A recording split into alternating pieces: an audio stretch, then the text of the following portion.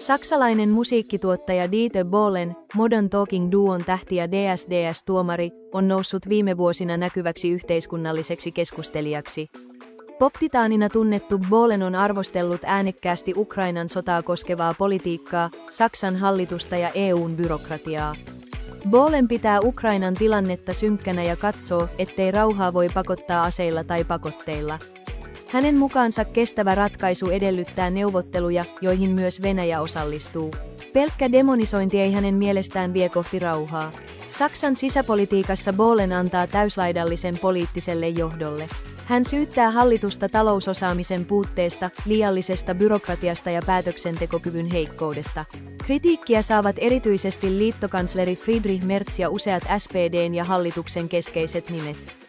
Bohlen puolustaa myös demokratian avoimuutta. Hänen mukaansa kaikkia puolueita, myös AfD:tä, tulisi kohdella tasavertaisesti, ei kannattamisen vuoksi, vaan demokratian periaatteiden takia. Vaikka Bohlen sulkee pois oman poliittisen uransa, hänen suorapuheiset kannanottonsa ovat herättäneet laajaa keskustelua Saksassa ja saaneet tukea myös poliittiselta kentältä. Lisää aiheesta Verkkosanomissa www.verkkosanomat.com.